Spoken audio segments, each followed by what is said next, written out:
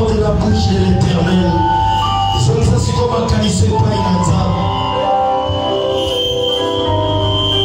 Yahweh bisozo kotombola. Kitina yo ya golu. Amitema toka tori. Nozaniza.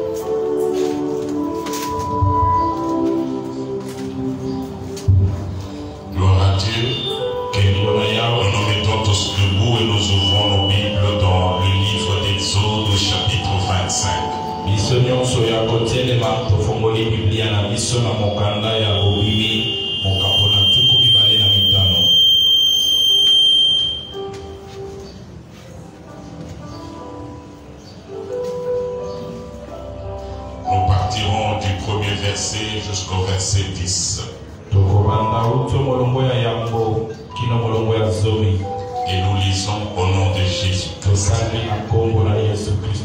L'Éternel parla à Moïse et dit: parle aux enfants d'Israël qu'il m'apporte une offrande. Vous la recevrez pour moi de tout homme qui la fera de bon cœur. Voici ce que vous recevrez d'eux en offrande: de l'or, de l'argent et de l'airain, des étoffes teintes en bleu, en pourpre, en cramoisi, du fin lin et du poil de chèvre, des peaux de bélier teintes en rouge et des peaux de dauphin, du bois d'acacia, de l'huile pour le chandelier, des aromates pour l'huile d'onction et pour le parfum, odoriférant, de pierres d'onyx et d'autres pierres pour la garniture de l'éphod et du pectoral. Ils me feront un sanctuaire et j'habiterai au milieu d'eux. Vous ferez le tabernacle et tous ses ustensiles d'après le modèle que je vais démontrer. de bois d'acacia. Sa longueur, ils feront plutôt une arche de bois d'acacia. Sa longueur sera de 2 coudées et demie. Sa largeur d'une coudée et demie. Et sa hauteur d'une coudée et demie. Que notre Dieu bénisse sa parole. Amen. Seigneur Dieu, nous te disons un grand merci parce que tu nous as mis en ta présence malgré notre faiblesse en tant qu'humains. Tu nous as fait cette faveur d'être en ces lieux pour ce culte d'adoration et tu nous as choisi comme un instrument par lequel tu passeras ce matin pour bénir ton peuple. Nous ne sommes pas capables par nous-mêmes. C'est pourquoi nous venons solliciter ta grâce. Utilise-nous pour que ce peuple soit béni. Nous condamnons tout ce qui n'est pas de toi en nous et autour de nous. Nous nous précipitons dans les lieux arides au nom de Jésus. Au nom de Jésus. Et de lui jusqu'à la fin, manifeste-toi comme Dieu au milieu de nous. Nous te l'avons demandé avec foi au nom de Jésus. Amen. Amen. Est-ce qu'on peut acclamer la présence de notre Dieu?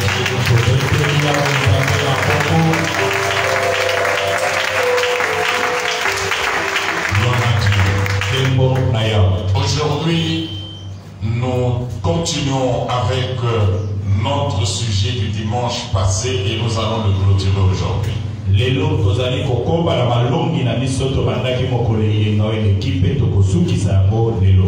Notre thème était ainsi libellé: le chemin à suivre pour notre rédemption révélé par le tabernacle.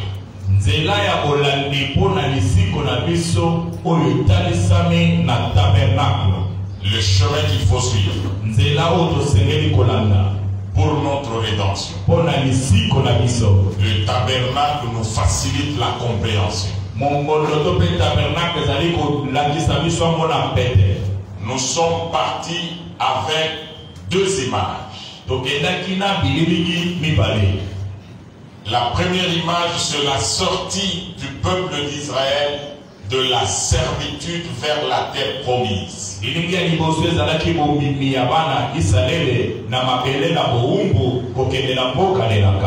C'est la marche vers la rédemption. C'est la marche vers le salut. Deuxième exemple.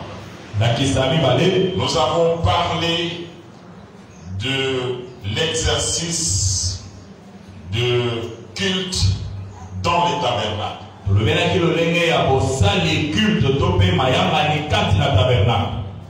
Depuis l'entrée du parvis jusque dans le lieu très saint, c'est effectivement le chemin de la rédemption.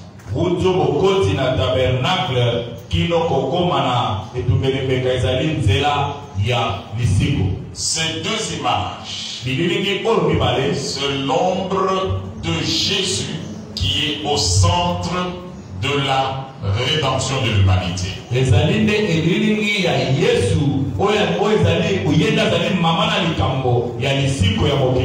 Ce que l'Église vit aujourd'hui,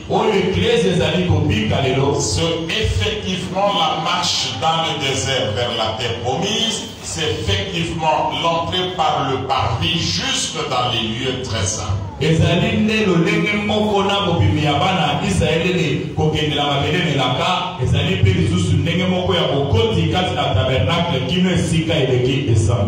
pour que le chrétien comprenne le chemin du salut, le chemin de la rédemption,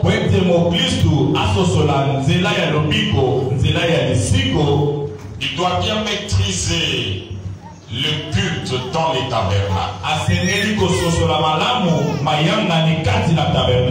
Parce que le tabernacle représente Christ lui-même. Et nous vous avions dit, dans les généralités, que c'est Dieu lui-même qui a pris l'initiative de demander à Moïse de récolter des fonds pour la construction du tabernacle.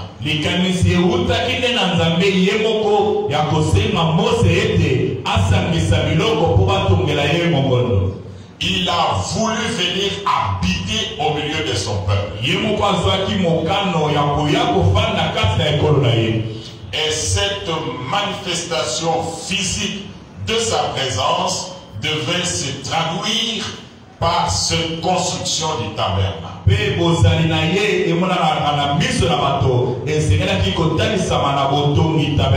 Il a fait une grâce à Israël. Israël pouvait voir là où habitait Dieu.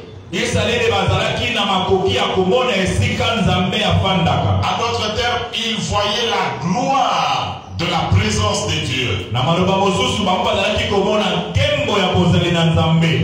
Le tabernacle. Et nous avions dit, pourquoi Dieu a-t-il insisté que le peuple apportait en ces moments-là des offrandes, alors qu'il avait tous les moyens de faire descendre lui-même le matériel du ciel et construire le tabernacle.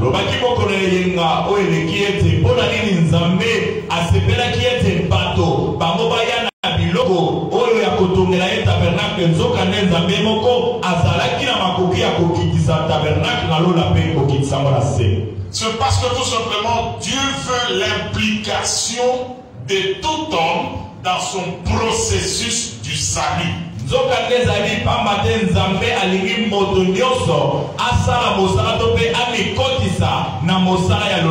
Que chacun soit impliqué dans le processus de sa rédemption.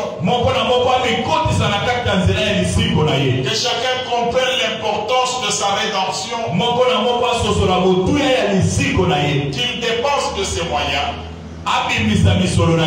Comme ça, il sera contraint dans sa conscience de s'impliquer dans ce tabernacle dans lequel il se retrouve dans ses contributions.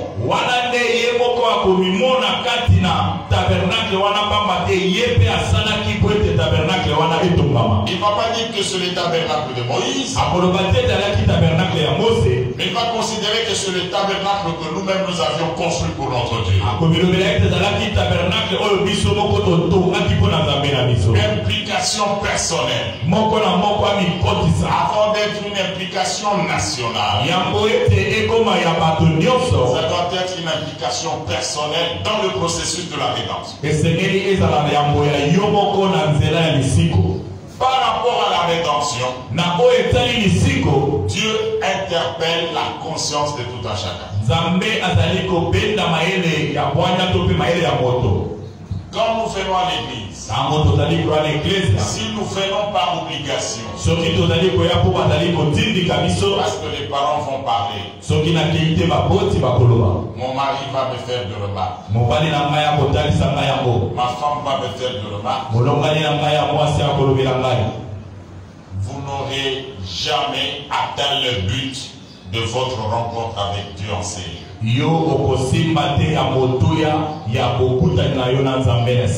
Ça doit être un engagement personnel.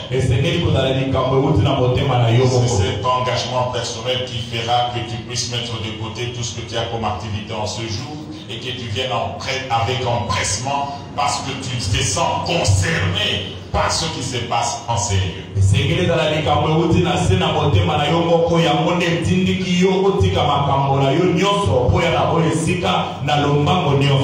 Et Dieu insiste. Il dit, tu recevras de la main des Juifs ce que je vais te recommander, mais ça doit être des gens de bonne volonté.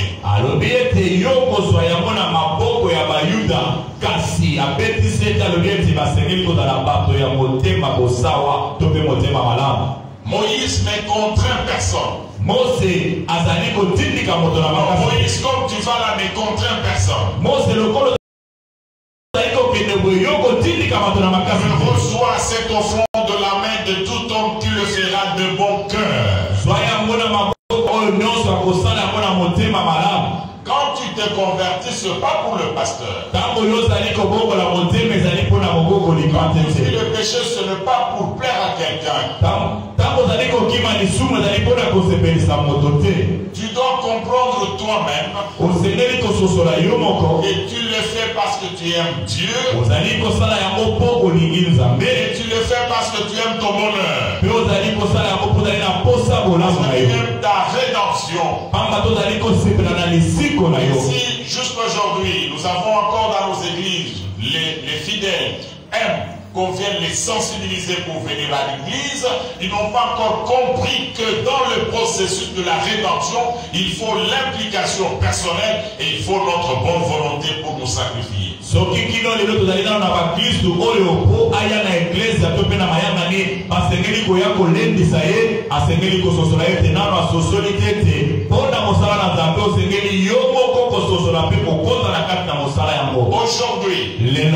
dans l'église, si nous avons des gens qu'il faut pousser, c'est parce qu'ils n'ont pas eu la révélation du tabernacle. Le tabernacle, c'était le seul lieu où Dieu faisait résider sa présence. Là où sa présence était physique. Là où on pouvait voir avec nos yeux humains qu'il est là. C'est ainsi que chaque fois qu'ils avaient des problèmes, eux avaient l'empressement d'aller vers le tabernacle. Ils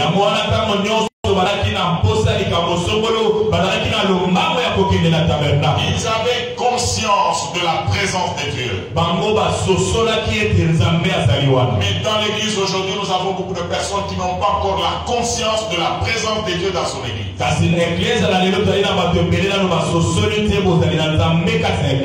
Je voudrais insister sur la présence de Dieu dans son église.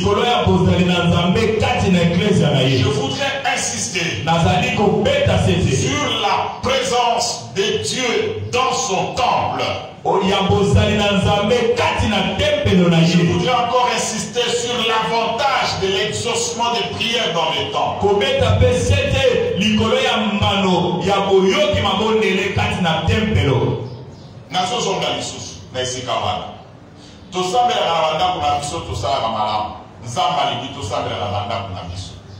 Mais le sang on a kati na temple et l'équipe a banda qu'on a biso na nguya. Pour nani? Pour banda qu'on a biso, nege to fani na bino boy. Et ça na banda ko oyo to viva kana kati kuna na bana. Makenda ko sala kinduma ba ikola na banda ko wana. To viva kana ba boti ba melaka. Ba ikola na banda ko wana. To saka pela na mikoro ba kenda ko sala kinduma ba fani na banda ko wana. Par leur présence, n'a pas suivi. Et si dans nos familles, dans nos maisons, te rendre dans nos bandas pour un biso sanctuaire, bande mon père, bakosa les sika wana, bifan de l'ina bamo. Mais, na ecclesia bene to sangani bori, awe zale sika ya boule, na pasteur, na bandimi, mutuno soza ko milenge la avant ya koya. Pasteur avant ya possible micro avant telema amikani na mamote malobi awana saki mabe abongisi na Nzambe avant ya possible micro avant ya kotea. Présence ya Nzambe ça manifeste dans l'assemblée de saints et cela qui déverse la bénédiction et la vie pour l'éternité. Wanandea kitisakali pamboli pebo moya seko. Moment oyo to sanganaka. Ezali moment moko spécial oyo Seigneur que moi na Nzambe nyonso azalaka na empressement Yakoya, pour éviter cela, on a causé visite ensemble pour tel ou tel problème de ma vie. Amen. Josaphat, par exemple, informé que Biko Lebele et Samari Bakoya pour la Bobundisa. Bible est dans sa frayeur à se décider à Kouloukaza. Asalinini, il est allé au temple. Dans ma commune à temple, Azur Mokanda, Oba Komela qui est en menace à déployer Yambo Liboso et Nzambe. Père de 6 ans, Biso Tozaka Kana Yo. Mais t'as une multitude de Yokani Bakoya Kobundisa Biso. À cause Yandako Nzambe, à cause de la présence de Nzambe na kati na ndako na ye Nzamba Yokaki. Ayanolaka. ya wana molinga mina lingi na tomo na lelo na lingisa yo na kwanza eza ndako ya pasteur te eza ndako ya ba serviteur de Dieu te eza ndako ya nzambe eza ba mususu soki asirika le na kende mususu église wana te. Nous on ne perd rien quand toi tu ne viens pas. Dieu ne perd rien quand tu ne viens pas. Mais c'est toi qui perds beaucoup. Pambate qu'on s'absenter à un culte pour rien. Yo yebi nombre ya milimo o bengana o esozo nga revanche contre vina yote kanisa na lokola mutu lokola na tika kobonde bitu me kozala ndenge Bible elobi bandeko to benganaka bakendaka libela te bakendaka kosorganiser pour rentrer pe azoya ye moko te bazoya na 7 méchants mais soki obengani ake kosorganiser aïe à toujours dans la présence de Dieu à propos de la loi. Joie offrande à ma boko ya bato pour de bonne foi, tu as bonne volonté. Les gens qui ont compris l'importance, les gens qui prennent la chose à cœur. Les gens qui ont compris. Ce que ça est déjà 300 awa. Vous avez posé là-bas sensibiliser. Vous avez essayé de sensibiliser par nouveau-né. Et le Seigneur va déterminer les offrandes qu'ils doivent amener.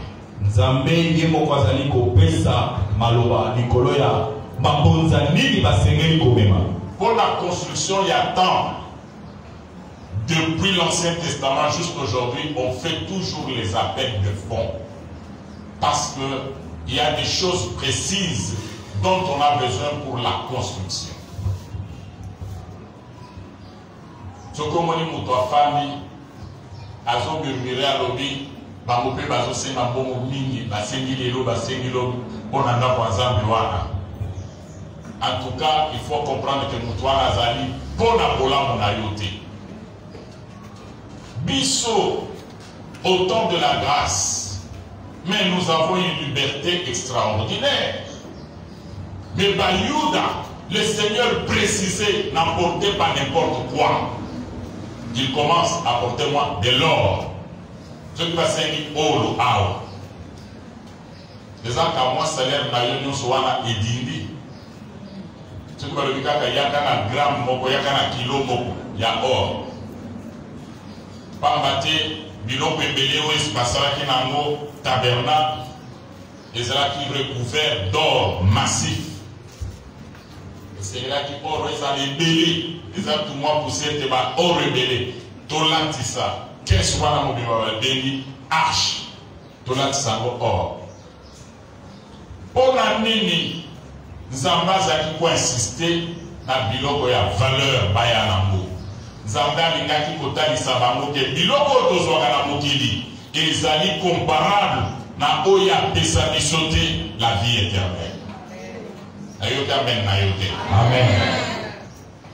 Oyo Nzambe apesa biso la vie éternelle, c'est plus que ce que nous recevons dans le monde. Ezana eloko moko te tozwa na mokili ezana valeur comparable ne fils que na souffle de vie oyo ozana. Bien-aimé, vous pouvez mercredi, ici avant midi, mobimba à l'hôpital.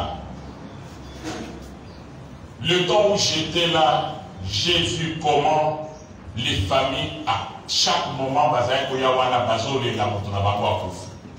j'ai vu comment les gens faisaient des mouvements avec des ordonnances. Dans le téléma qui il y a salle, il y a soins intensifs. Les agents, babimi, famille terre. Nous avons Congo, ordonnance. Qu'est-ce qui s'est passé au Canada? Des actes compliqués, tout est dynamique. Dès la montée, tant que nous avons la cité, parfois nous avons la Zambie. C'est que tout est évité.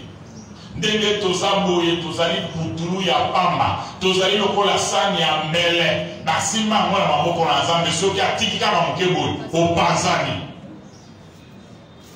soki toyebaka motuya ya vie Autozo et pas ensemble.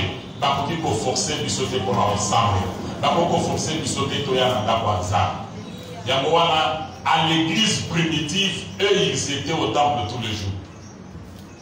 Chaque jour. Mais bazali na posa bozomo na banda côté. Les arabes les mususu église ya mo président na Kinshasa. Bango baté ya bango pendant 3 heures du temps. Biloko a lokuta mais bafani bazolo babe. Biloko a lokuta. C'est ça na l'église mususu ça là na Kinshasa na Togo bazana culte. Na après-midi bango so bazui ba sac na bango ba ke évangélisation. Bazo considérer que mokolo ya dimanche pour la bango ezali mokolo ya sabbat c'est entièrement consacré à l'Éternel. Et puis surtout ça dans le niveau il y a pas forcé au ya de fils et culte au ka prédication au ezali pour ça à 1 heure du temps. Molinga biso pour comprendre le tabernacle té aux alamo Christ ya likolo. Tabernacle dans un coquet tu n'as pas une bête, tu ne peux pas aller là-bas. Ne pas sacrificateur, c'est sacrificateur. Lui, il a besoin que tu viennes avec une bête. Au tiers à Boko, au confesser ma soum nayo, na Boko ya soit makila pour ta bonne carte. Ce que là, il y a un problème dans l'été. C'était au temps de la loi. C'était dur, c'était difficile. Et maintenant, nous sommes au temps de la grâce. Le Seigneur ne va pas t'empêcher de prier. Mais Poya, il faut bâtir les cailloux. Le Seigneur précise. Tu leur dis ceci.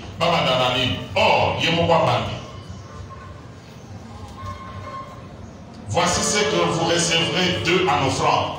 Or, de l'argent et de leur rein. On va nous expliquer ce que ça coûte très cher.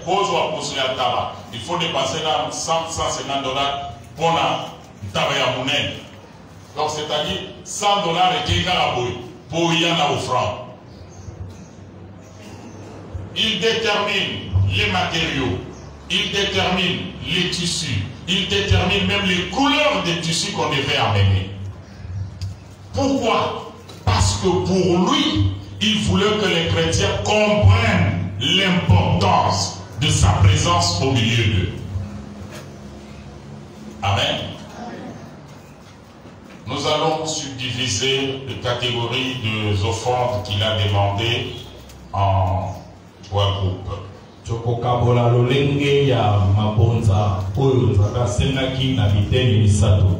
premier groupe, ce sont des métaux. Le deuxième groupe, ce sont les peaux de bête. Et le troisième groupe, c'est le bois qu'il avait précisé, le bois d'acacia.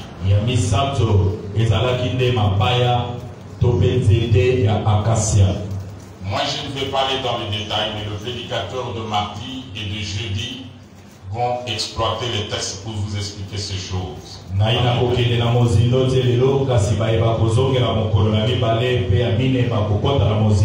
Pourquoi fallait-il utiliser de l'or dans les tabernacles? L'or signifie la nature divine et la justice divine.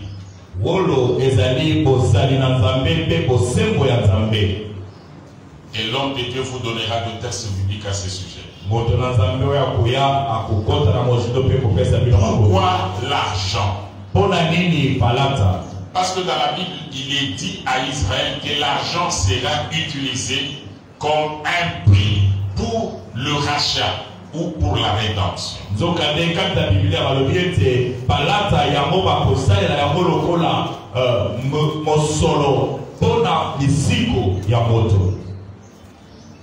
Troisième métal qu'il fallait utiliser, c'était les reins. Les reins, C'est un métal qu'on utilisait dans les tabernacles pour expliquer le jugement, parce que c'est le métal sur lequel on mettait l'Holocauste qui devait être consumé complètement, c'est le jugement.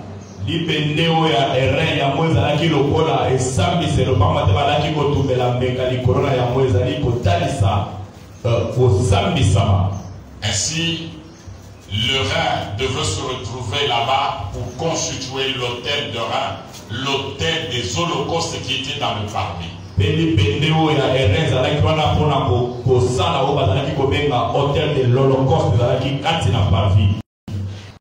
Dans le coupé de bête, de peau de bête, il nous est parlé de poils de chèvre qui, au fil des âges, dans l'Ancien Testament, était utilisé comme la tenue du prophète.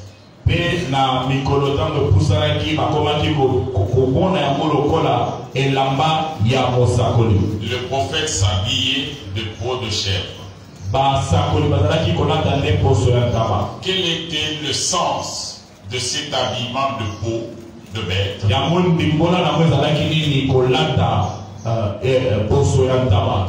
L'homme qui est séparé du monde pour Dieu. Je saute pour parler de peau de bélier qui était teinte en rouge.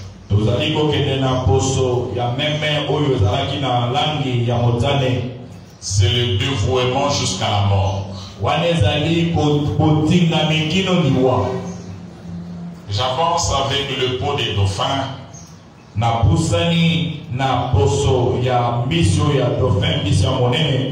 Qui a pour interprétation l'humilité. Alors je ne vais pas donner des versets bibliques, ça viendra la semaine avec les hommes de Dieu, ils vont vous expliquer. Maintenant retenez, après les peaux des bêtes, vient le bois qui devait être utilisé pour la construction du tabernacle.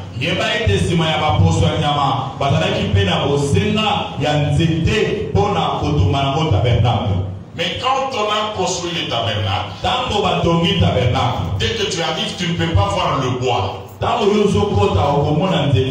Parce que le bois était entièrement recouvert de l'or. Le bois représente l'humanité de Jésus. Mais qui était recouvert de toute la plénitude de la divinité.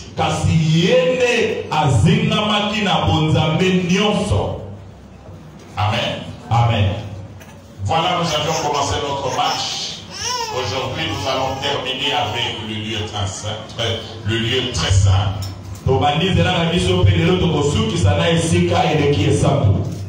Nous allons avec les deux images de l'Ancien Testament et nous démontrons cela dans le Nouveau Testament avec Jésus-Christ.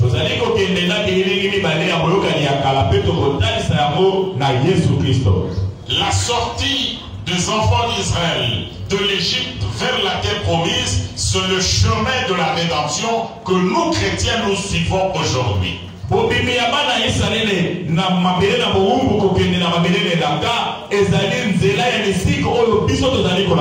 C'est comme ça que la vie chrétienne doit commencer. Cette sortie a commencé avec l'agneau pascal. Et nous vous avions dit, le sang a coulé, le jugement est arrivé, est tombé seulement sur les Égyptiens. Ceux qui avaient mangé l'agneau et dont les linteaux étaient colorés du sang de l'agneau, ils ont été épargnés. La vie chrétienne commence par la rencontre de la croix de Jésus. La croix de Jésus met en évidence connaissance, nos faiblesses, notre vie de péché.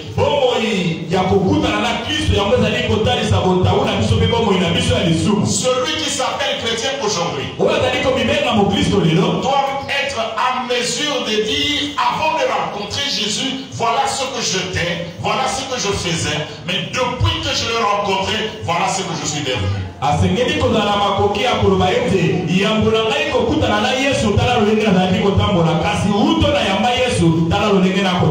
Cela repentance sincère, cela foi dans l'œuvre de Golgotha. Ils ont accepté qu'en prenant l'agneau, ils seront sauvés. Le sang a coulé. Et le sang là, c'est l'image de Jésus-Christ. Après avoir mangé l'agneau, ils se sont retrouvés devant la mer Rouge. Et Pierre nous explique cela était leur baptême en Moïse.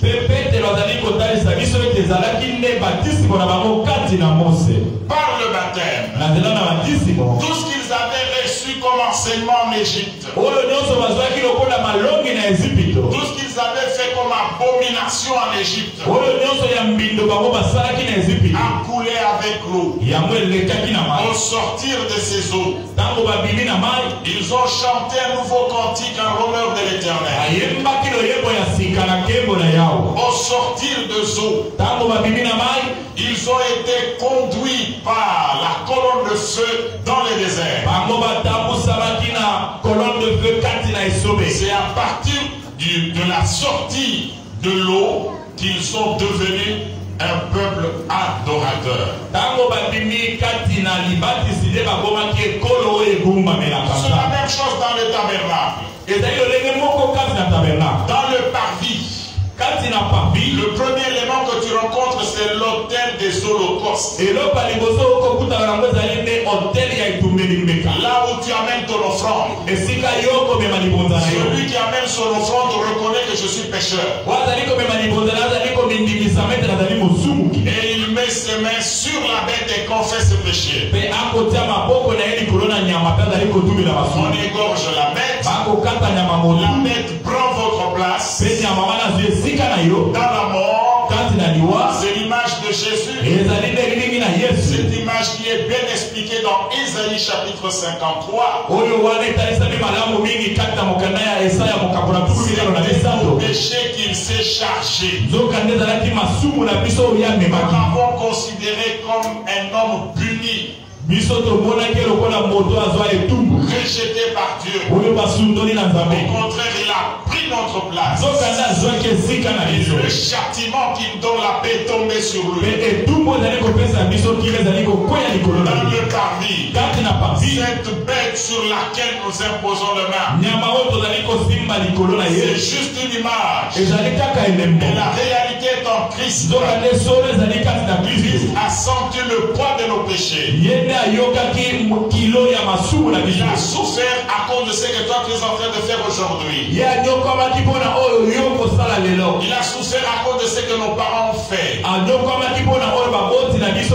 Il a souffert à cause de ce que nos enfants et nous-mêmes nous ferons dans l'avenir. Il a pris notre place. Ainsi la vie chrétienne ne commence pas à partir des actes de foi que nous posons. Ne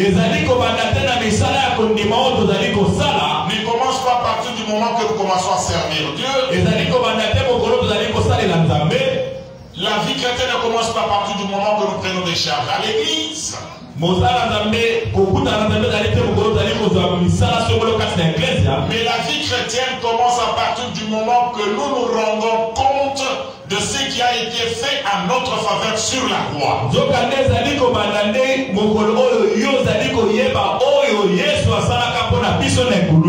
En comprenant la croix, l'homme réalise que tous ont péché et sont privés de la gloire de Dieu. Ils sont sauvés par la grâce au moyen de leur foi dans l'œuvre de Golgotha. Après avoir accepté par la conversion et la repentance le sacrifice de Jésus,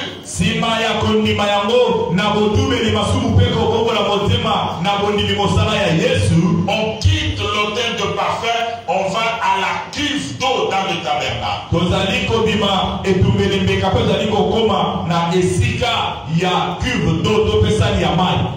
Israël traverse la mer Rouge.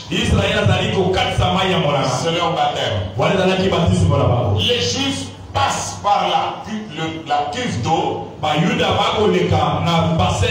C'est l'image de leur baptême. Maintenant, nous qui acceptons Jésus, si nous repentons, nous devons absolument passer par le baptême d'eau. Et cela au nom de Jésus. Croyez au Seigneur Jésus, répandez-vous et faites-vous baptiser au nom de Jésus. Vous recevrez le pardon de péché. Et après, vous recevrez le don du Saint-Esprit. C'est après le baptême vous pouvez maintenant entrer dans les lieux saints. C'est après la mer Rouge on peut entrer dans le désert qui était considéré comme le lieu d'adoration.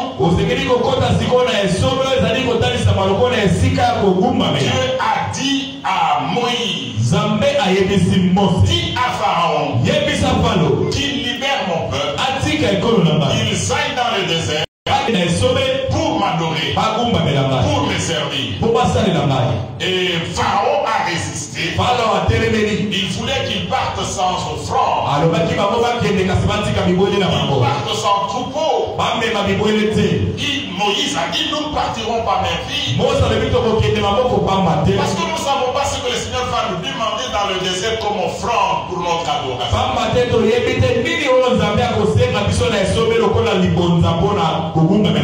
Ils sont sortis. Ils ont passé la mer Rouge. Leur vie ancienne est passée. Maintenant, ils ont commencé la vie d'adoration. Ils ont commencé la vie de culte. La vie de service pour Dieu. Alors, la véritable prière, ce n'est pas dans le parvis. Dans le parvis, ce sont seulement les préparatifs. Tu viens de recevoir le baptême, c'est bien, c'est le préparatif. Maintenant, tu peux entrer dans le service. Dès que tu entres dans le lieu saint, la première chose qui va frapper ton regard, c'est la lumière. Tu verras que la lumière du dehors n'entre pas. C'est entièrement couvert. Et dès que tu entres, à ta droite, il y a la table de pain de proposition. Et en face, il y aura des chandeliers d'or. Devant toi, juste à côté de l'entrée du lieu très saint, c'est l'autel de parfum. Alors écoutez maintenant cette interaction, cette interdépendance entre les trois éléments qui sont dans les lieux saints.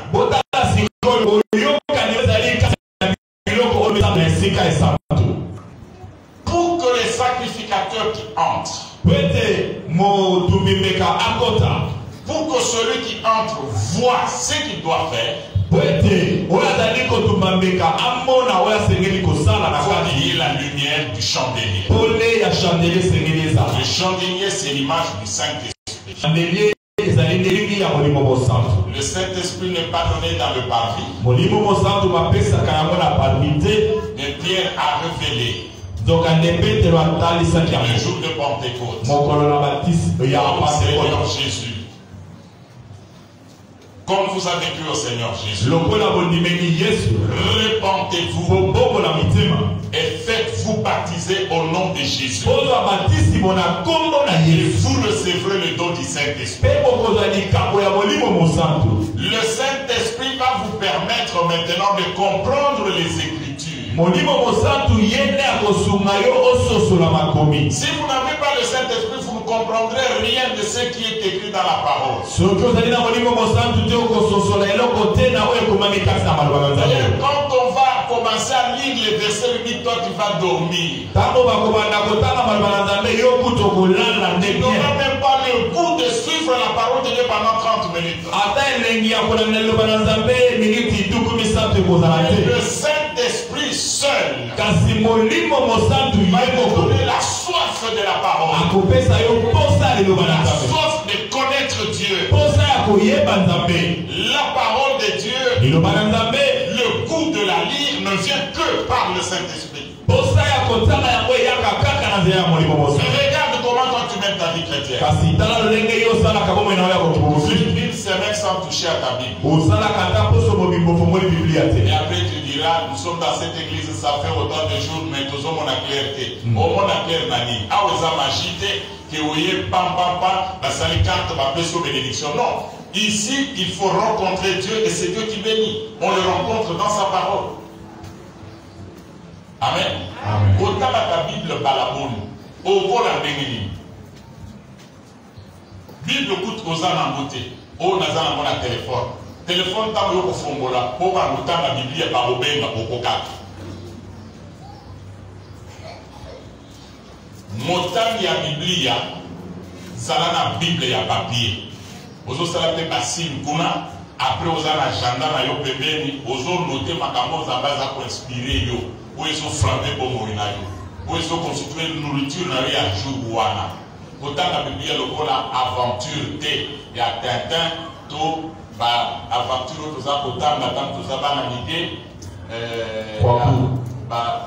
Zoro, Tarzan, Likebe, Apollo Saté. Là, on médite la profondeur qui est cachée dans l'écriture. Ce qu'on méditait est 6 000 euros sur papier au commis et le au cani aux abayés d'ici. Parce que c'est ça qui fera votre vie bon montonaille à vos Christ. Donc, Nani Kolobaboye. Ce qu'on dans la Bible a dit aux alliés chrétiens mon chétif. Moyens armés à révéler au macamon en profondeur des athées. Moyen au vivre macambo extra nanzam des athées. Moyen au pot dans un lieu très saint des athées. Au cause un chrétien superficiel n'est pas chrétien mais tout ça dans l'église. Voyez-vous, je vois aujourd'hui au-dessus là c'est presque vide. Banco soit la batéouade. Est-ce que Banco se passe Missara? Est-ce que Banco se passe au Béla? Parce que nous avons des chrétiens superficiels, les chrétiens sans Bible, les chrétiens qui prient par pression, parce que ma problème est dit, il y a mon vous savez. Mais toujours sans mélanger pour avoir problème. Tant que vous avez un lieu très simple pour comprendre. Ce qui pour Christ, ils allaient passer sur la vie de prière à cause des problèmes dans nos églises embêtées. Ah, Mikolo, tout ça n'a pas belé, pour tout ça n'a pas problème. On les a pour Christ, pour regarder intérêt na yo, intérêt ensemble, intérêt ensemble, il veut que tu sois d'abord sauvé. Nous toi allons sauver. Pour ça et pour Pouja, la montée manaïe yakoye banza. Ozoyoka. Pour ça yakoyoka nzambe wana. Pour ça yakosolola naye. C'est très difficile pour empêcher moi à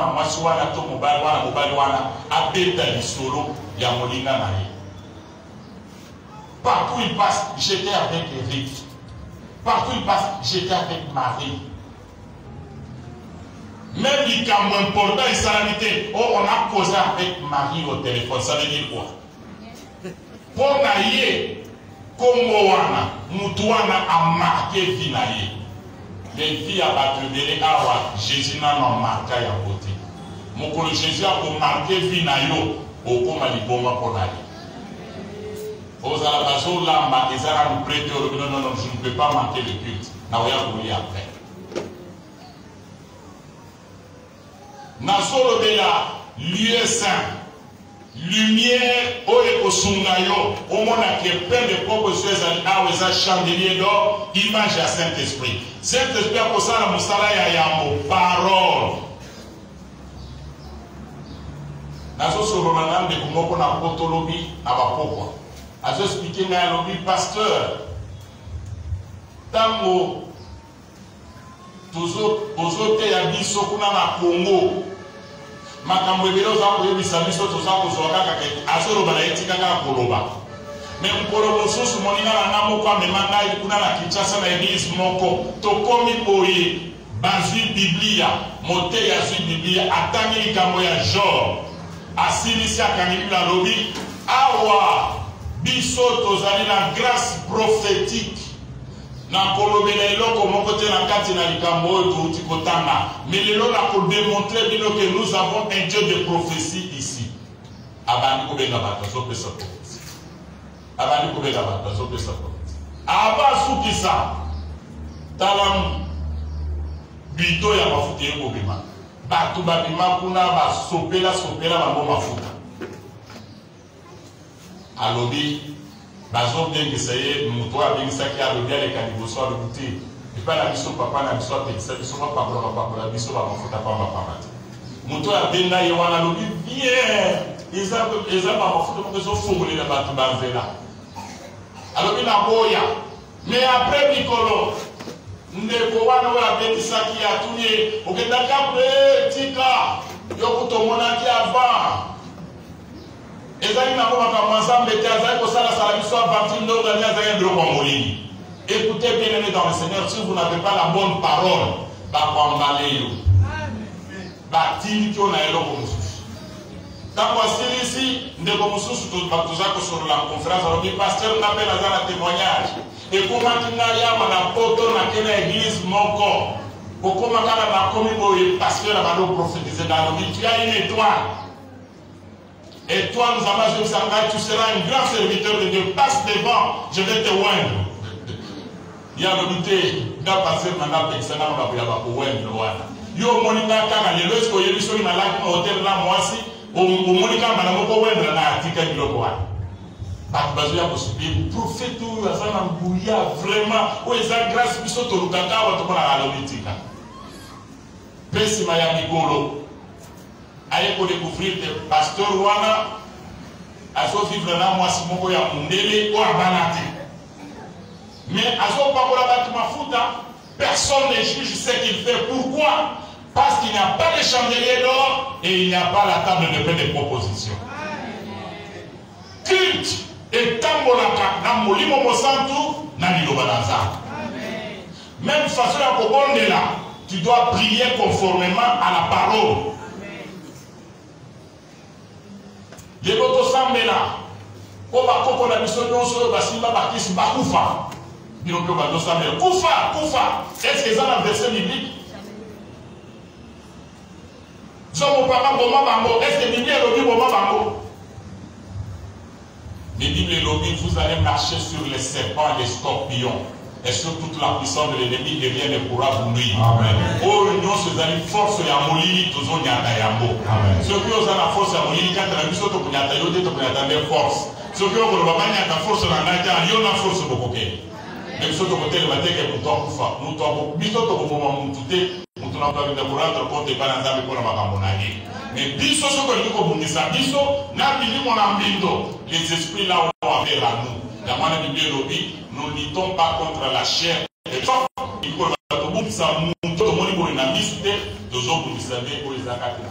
C'est ainsi que Jésus était capable de dire à son frère Pierre, à l'objet arrière de moi Satan. Ce n'est pas Pierre, mais c'était l'esprit qui était en moi. Amen. La prière, le culte, pour ça la bien, faux parole.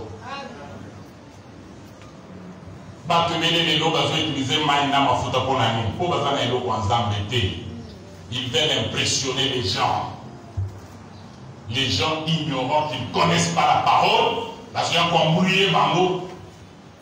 Mais vous qui connaissez la parole, vous savez que le Fils, au nom de Jésus, les esprits impurs tremblent et se retirent.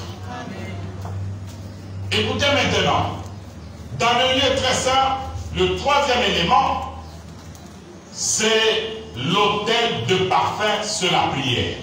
Cela est bien décrit dans le livre de l'Apocalypse. Le parfum, ce sont les prières des saints. Avant au bon là, il faut y aller. Élection parole, et après, avec cette parole, tu fais bien prier. La Bible dit, vous priez et vous ne recevez pas parce que vous priez mal. Vous ne savez même pas comment il faut prier. Or, pour savoir comment prier, il faut la connaissance de la parole.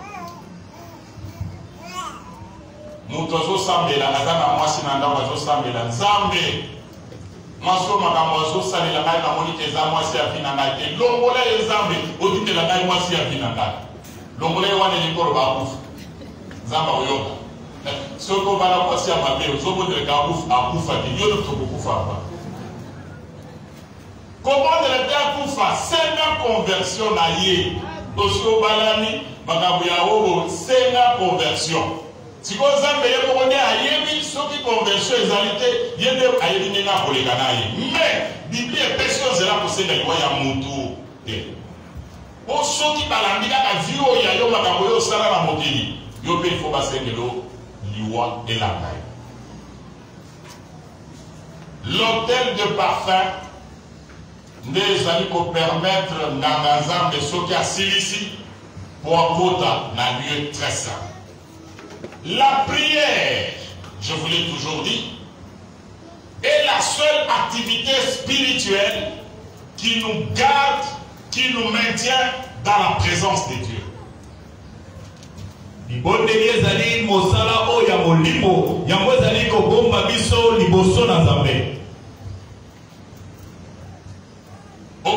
l'église, mais c'est rare au coup de la intercesseur.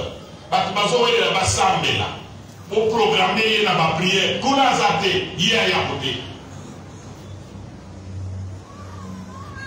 et nous par exemple, avant Bima, pour le peuple de Dieu, il faut au préalable. Il y a ça dans le sacrifice, il y a le temps où on a Zambé, à Dieu pas dans Zambé, après il y a pour Pambola. Démon, à côté de l'Otambo, Oteya. N'y a pas Oteya. Alors, il y a à côté de l'Otambo, Yemba, Obina, alors il y a Yemba, Pinano. Mais à côté de l'Otambo, il y a pour de la tête. Pour prier, c'est une arme offensive. C'est la seule arme qui fait trembler le diable. Bah, arme mususu ezali défensive. Bouclier, cuirasse, casque du salut, ils ont protégé du sol. Mais épée de l'esprit, mon panga, oh ezali pour ningisa monde de ténèbres sur la prière.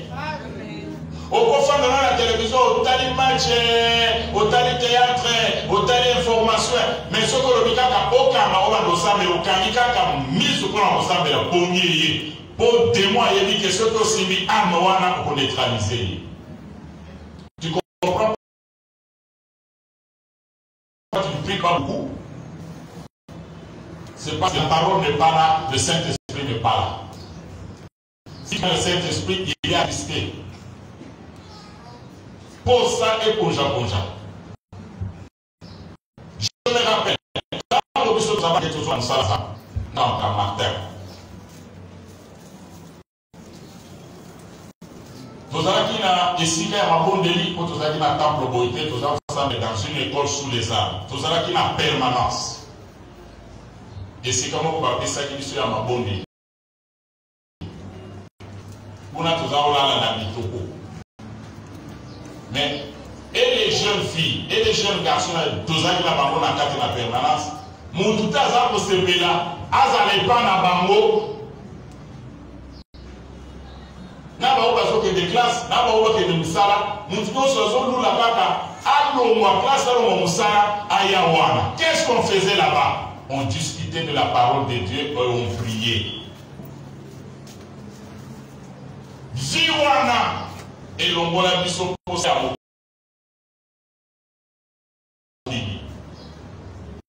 Viwana et l'ongola biso posé à Sanga. Et l'ongola biso posé à Kindumba. Et l'ongola biso posé à Mukili, à Bamonanga. On mangeait presque pas. Et ça y a des jeunes multipliés. Et ce sont les exercices spirituels. Oyo et Kolisa Mutuyakati. L'homme intérieur à Kola. Yango, à 20 ans, je pouvais réunir, déjà faire des services de délivrance. Parce que dans les autres, on a dit moi, mais dans Moli, on a dit la prière, les autres déterminés, les autres familles, awa, oh, démon, koko banga, oh, démon, koko banga.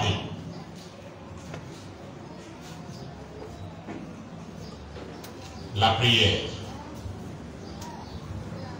Bon, à mon avis, Eric, qui m'a dit, c'est dans le paquet, et puis nous, on m'a dit, Nakata. Bon, je vais faire un atterrissage forcé. Ce que aussi ici, lieu sain, au côté d'un lieu très sain. Là, je vais faire vraiment un atterrissage forcé. Dans les lieux très sains. Et Sika et le Kimboulé, Dieu précise que c'est là où je vais résider. Au-dessus du couvercle appelé propitiatoire qui recouvre qui recouvre l'arche. Likolo ya esipeligo bazali ko benga propitiatoire ya kwezali ko zipa arche avec deux anges au-dessus appelés chérubins. Voilà azalaki bachaki na bakeluba mibale likolo. Et comme vous le savez, il y a plusieurs catégories d'anges. Au ciel là-bas, il y a plusieurs catégories, plusieurs niveaux. Les chérubins, ce sont des guerriers. Ce sont eux qui ont bloqué la porte de l'entrée du jardin d'Éden avec des épées flamboyantes.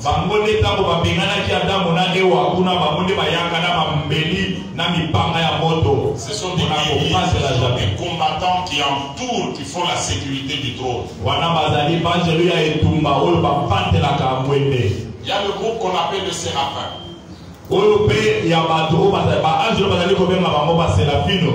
Eux, c'est la louange. Il y en a que le Seigneur utilise pour donner des messages.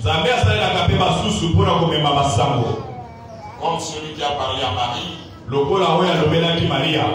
Comme celui qui a parlé à Joseph. Ils vont donner des messages. Il y en a que Dieu utilise pour livrer les combats en faveur des enfants de Dieu. C'est pourquoi la Bible dit les hommes de l'Éternel campent autour de ceux qui craignent l'Éternel pour les arracher du danger.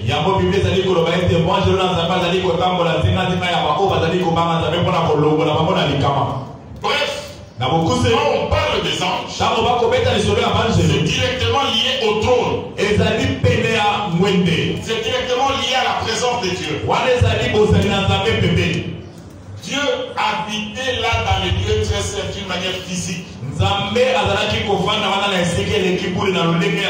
lieu était entièrement fermé. Il n'y avait pas de lumière du dehors qui entrait.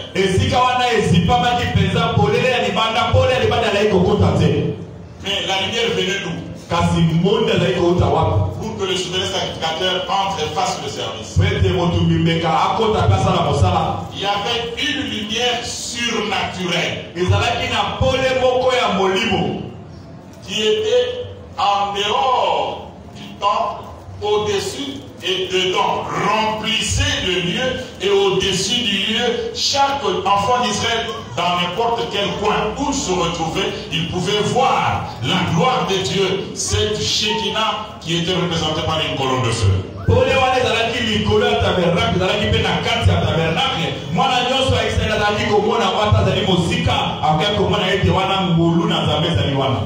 Dieu voulait leur montrer Je suis vivant. Je suis avec vous. Au milieu de vous. Marchez, vivez, mais en tenant compte que j'existe, je suis là.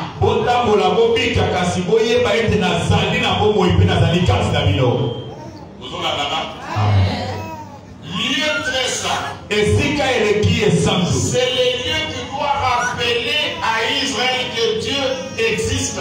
Il est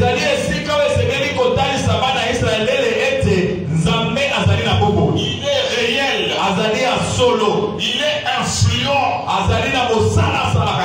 Il est là pour opérer. Il n'est pas un Dieu inactif. Ainsi il leur avait dit. Quand vous voyez cette colonne-là se surélever, ça veut dire que maintenant, il est temps, le mouvement commence. Colonne de feu,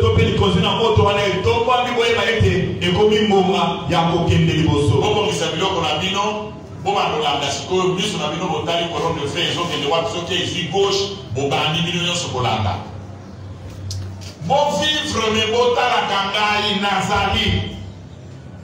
Ok musala zambaza. Ok voyage zambaza. Et bien Christ ya lelo azamo Christ kaka natan. Azamo Christ kaka soki tozana e awa soki akei abosali. Amen. Dans le désert, ils ont vu la colonne de feu. Dans le tabernacle, ils ont vu cette colonne de feu au-dessus du tabernacle. Et on a vu cette gloire-là qu'ils ont appelée la Shekinah dans le tabernacle, dans le lieu saint et au-dessus.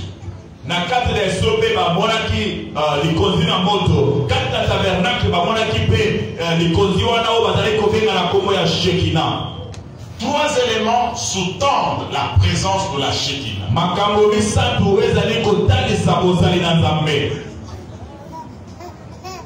C'est les deux pierres qui contenaient la loi de Moïse.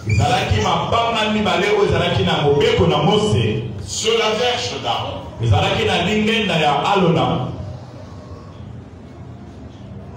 sur la manne, on avait conservé une bonne quantité de la manne qu'ils mangeaient dans le désert. Il est moi dans mes sacs. Et ça la mateya, oyo mwana nzambe sengeli atambola nango butu moi esika azali soki alingi kovivre na présence ya Nzambe partout. Azala à l'esprit existence ya ba élément wana misaka. Élément ya liboso ezali la loi de Moïse. Antichrist akotisa mateya koyebisa bana Nzambe ke lokola toyamba Yesu loi ezali susu na ntina te. Loi oyo Jésus aye kosukisa oyo hébreu azali koloba ke loi likambo nango esili ezali loi sacrificielle elingi koloba ya ndenge ya kobonzela Nzambe wana abuo pia po makila wana ya Ancien Testament ezalaki kaka kozipa masumu me awa sikoyo boye toza na posa ya kozipa te toza na posa ya kolongola masumu. C'est pourquoi l'agneau de Dieu est venu. Kasi mobeko oyo balobi 10 commandements ya Nzambe ezali d'application parce que Jésus a songeli yango alembisi yango alobi eza ko se résumer kaka na liloba moko bolingo bolingo pona Nzambe pe bolingo pour votre semblable. Okoki ko prétendre te kozana Nzambe si vi na yo fondement nango eza bolingo te. Amen. Amen.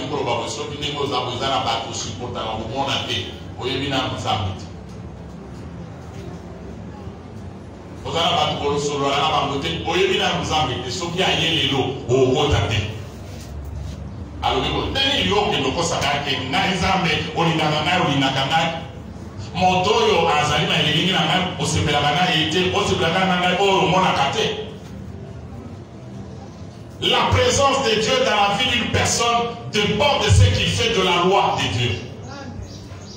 Ozali na Nzambe na kasi na bomo ya moto. Ezali kolandisa o yo sali na kana mopeko na Nzambe.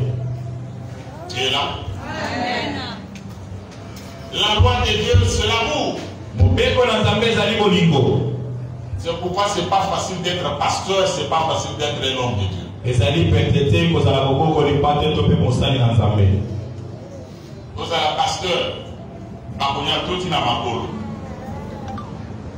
Faut quand même ba finga yo, ba ko critiquer, ba poser le makam quand même. Tu n'as pas le temps de te défendre ni de te venger, laisse la vengeance à Dieu. Mais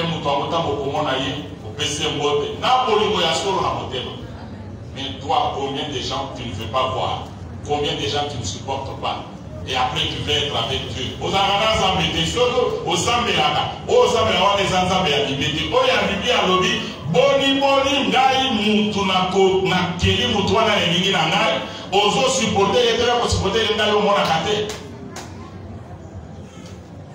Amen. Tant que vous avez un examen de conscience, vous savez que vous avez un ce qu'on a bénédiction,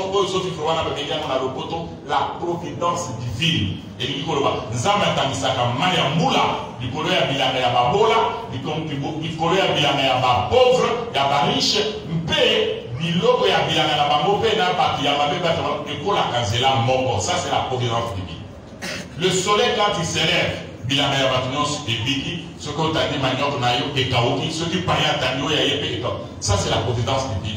Mais les bénédictions particulières, spécifiques, oh, on identifie, on a un mot, oh, et ça, pour te payer l'ensemble, à couper ça la bâti, oh, vie dans la mot, ils allaient véritablement bâti sur l'amour. Deuxième élément, les amis verges d'Aaron qui avaient fleuri. On a mis les arbres insistés qui avaient fleuri. Verge d'Aaron, ils ont la signification du mari. Signification à l'Iboso, verge wana et salaba miracle. Il y a mon épo et salaba miracle, nous c'est salaka en Égypte. Si vous avez un miracle, vous avez la contestation avec le Kota. Nous sommes nos amis, Baléo. Nous sommes nos bakobala biso mafuta toza na Saint-Esprit. Mais ndenge libino kaka yo Moïse kaka yo Aaron bino bozala likolo na biso bokonza biso po ani ye pasteur Richard alingi kolakisa nini ye nde moto ayebi biso toyebi te. Est-ce qu'il n'y a que lui qui a le Saint-Esprit? Parce que Nzambe alobi problème eza te bino nyonso boza na mangenda bachef ya batribu nyonso baclan nyonso boza na mangenda. Boyana ba mangenda na bino botia devant l'arche et là la kuna na tongo totala oya nani Nzambe azali ko reconnaître na tongo ne ba kuti oya Aaron et boti ba makasa et boti ba fleur be binisi ba mbuma pour dire que Dieu l'a choisi. Et il dit le Coran dans l'Ancien Testament présence dans Nzambe, même si Kazali Nzambe à Israël, il a mis à part dans le sacerdoce pour permettre Bakou dans la présence de Nzambe. Le sacerdoce, même ceux qui na miso na yo ya bomoto na mayele na yo na expérience na yo, tu as des choses à dire et à redire sur ce que ceux qui sont dans les sacerdoces font. Abstenez-vous de commencer à dire n'importe quoi sur les sacrificateurs. Batumeli bazo ba problème dans la vie, bazo ba kokoso par le manque de respect à Bassali Naza.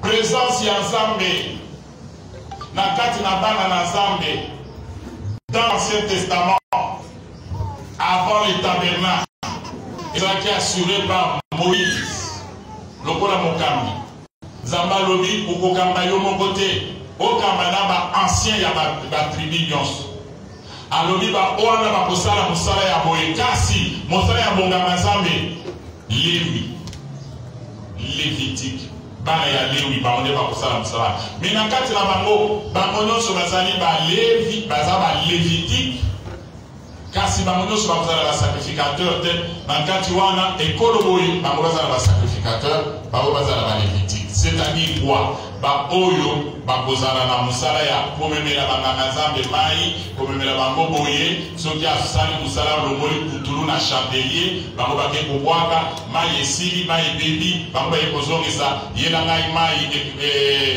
nani mapa aye nango tolingi tokende bino boya komema na mapeka baye komema mutu na mutu atikala na mosala na ye mais sous la supervision d'Aaron lokola souverain sacrificateur. Et loko wana nzambe a établissa yango bongo uta désert petango bakoti na mabele na elaka il a fait la même chose alobi misala na kati na bino ekozala reparti en 3 groupes yo roi Pharaon makambo na yo yangoyo yo sacrificateur Pharaon makambo na yo yangoyo pe yo prophète Pharaon makambo na yo yangoyo soki olongwe na droit na yo oke kokota na droit ya mususu même si tu as mis des erreurs tu seras frappé yango wana Moïse abimisi loi koute pai na nzambe babala bapaya te me ye moko ake kobala mwasi ya mopaya il est éthiopien Bible elobi bandeko na ye batelemeli ayo loi obimisi me yo kaka makambo yo olobaki yo osali le contraire zokande Mose c'est une inspiration que Dieu lui avait donnée Salabo parce que j'ai une leçon à donner bao basekaki Mose avec raison bazwaka lèpre en commençant par sa propre sœur Mariam qui était aussi prophétesse mais qui a osé toucher à celui qui avait la verge en main. Dans l'église, bien aimé dans le Seigneur, église est considérée comme la colonne et appui de la vérité. Par l'église, le monde connaîtra la sagesse variée de Dieu. Alors, quand on va regarder nzambe azala kati na église wana azala mabanga te azala oyo te azali kati na ba oyo bazali kokamba ecclesia po bazoveye à la doctrine aboyoki te nalobi boye po église oyo ezala efanda etambola ndenge esengeli ngai mokambi na veiller que la parole soit appliquée ezosala valeur ya église yango wana moto azali kokengela doctrine esengeli bamenya ye basunga ye pour faire respecter doctrine yango wana nalelaka mikolo nyonso awa mosala na ngai ya kobatela doctrine nazosala yango me oyo ya bino ya kosunga ngai na biloko ya mokili oyo esengeli po akompanye ngai mpona sala mosala bato bakolala pongi je comprends nasi natika kolela je pense que il y aura une génération oyo nzambe akotelemisa qui seront en mesure de réfléchir par non, moi soyo asi alembi tosi mama bobo na ye basimi même ma bolobé les tous va libanga to fan de ça. Cette génération là, je pense que bientôt Dieu va l'élever au milieu de nous. Amen. La verge a fait cesser des contestations. Et cela dit que Nakati wana ezana batu o bakobanda koloba Israël batosi de présence dans Zambé et Oumélikati la bango. Est-ce que vous êtes là? Amen. Troisième élément. Ezali man. Man. Ezali la signification misak. Pour la maintenir présence yanza. Signification boni. Misa. Signification de Bosso, man, ezali pour la pisake. Dieu, au milieu de son peuple, il est là pour pouvoir à leurs besoins, résoudre tous leurs problèmes en tant qu'humain.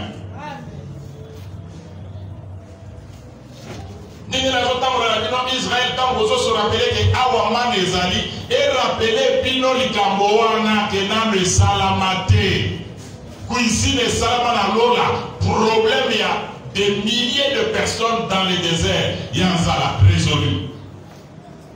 Dieu est capable de résoudre nos problèmes, nous qui sommes là, quelle que soit notre multitude. Amen. Tant besoin de boyer.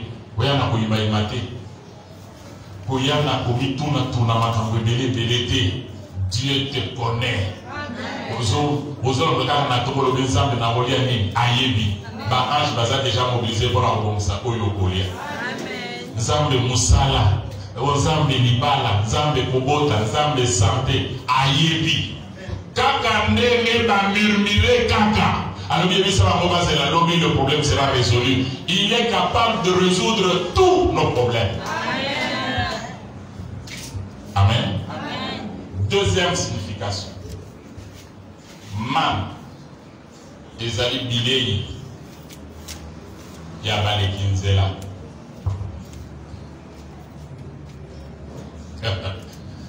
La nourriture des passagers, des voyageurs. La présence de Dieu n'est pas dans n'importe quelle parole. Non. La présence de Dieu est dans la parole des pèlerins. C'est-à-dire la parole qui donne le goût aux chrétiens d'attendre dans les nuées celui qui a promis qu'il reviendra. Alléluia. Mais si vous êtes dans une église, vous êtes devant un pasteur, un prédicateur qui, lui, du matin au soir, ne vous parle que des démons, des combats de vos familles, il vous amène carrément en enfer. Il ne vous parle que de l'argent. Il ne vous parle que de voyages. Il ne vous parle que de mariage. Non. Dites-lui, donne-nous la nourriture des pèlerins. Amen. Nous sommes dans le monde, mais nous ne sommes pas du monde. Amen. Nous attendons le coup qui est parti nous préparer une place. Nous ne mangeons pas pour rester dans le désert, mais nous mangeons pour mettre la force et avancer vers la terre promise. Alléluia. Amen. La nourriture de pèlerins. La nourriture des aigles. Ce que yaki na tomo na lelo lobi en tout cas, naza na pas problème na ngai tam na kokende à côté la kama boko ba demo ba komima. Na lingina ye bisayo ke ba oyo bazali kolia biloko ya bampongo. Baza déjà na présence ya Nzambe, vie éternelle. Liwa soke vie lelo akokota. Sikoyo lelo boye, lokolo ozana Nzambe, ozana avantage ya kozala na ye déjà. Lokolo ozana ye besoin na yo, avant yo bana kolela ye asi amoni yango. Wafandi kati na yo. Si Dieu est présent dans ta vie, tu ne vas pas faire beaucoup de gymnastique pour voir des miracles. Je suis en train de dire à quelqu'un, celui qui vit dans la présence de Dieu, les bénédictions vont commencer à les localiser. Toi, on viendra te chercher. On viendra te chercher. Pourquoi? Parce que tu es avec lui. C'est pourquoi Joseph, partout où il est passé, il a eu des problèmes. Mais malgré ces problèmes-là, il n'a pas lâché la parole qu'il connaissait de son Dieu. Il est resté dans la présence de Dieu. Mais avec la présence de Dieu, mais il est passé quand même comme esclave. Mais avec la présence de Dieu, il est passé comme prisonnier. Avec la présence de Dieu, il est passé comme domestique. Mais malgré cela, comme la présence de Dieu était avec lui, oh, mon rédempteur est vivant. Amen. Il s'élèvera le dernier. Amen. Je suis en train de dire à quelqu'un, tout ce que toi tu peux devais chercher, c'est la présence de Dieu. Quand il y a la présence de Dieu, le combat viendra. Mais j'ai une bonne nouvelle pour toi. Ils te feront la guerre. Et ils te vaincront jamais. J'ai encore une bonne nouvelle pour toi. Écoutez ce que la Bible dit. La Bible, moi j'ai lu que le malheur atteint souvent les justes. Mais l'Éternel la délivre toujours. Ne te pose pas de questions pourquoi les malheurs te suivent. Ils te suivront parce qu'il y a quelqu'un derrière qui s'appelle le diable. Mais ce quelqu'un-là, il n'a pas l'autorité sur celui qui a Christ. Parce que celui qui a Christ, il n'a pas Christ à moitié. Jésus en nous, il habite dans toute sa plénitude. Et la Bible dit, tel il est, tel nous sommes. Comme nous sommes avec lui, dans les lieux très saints, on n'a pas peur. Mais au contraire, on a la joie de vivre avec lui, même si on n'a pas mangé. C'est ainsi que Moïse a dit, éternel Dieu, tu as été notre Dieu de génération en génération. Cela ne veut pas dire qu'il n'a pas connu de problème. Ils ont connu des problèmes, mais chaque problème qui venait, ils tournaient le regard vers Dieu. À cause de sa présence, la victoire était toujours là. Laisse que la victoire de Dieu t'accompagne, toi qui as toujours cherché la présence de Dieu. Amen. J'avais encore beaucoup de choses à dire.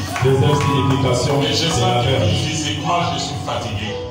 C'est pourquoi tout passera et la parole de Dieu.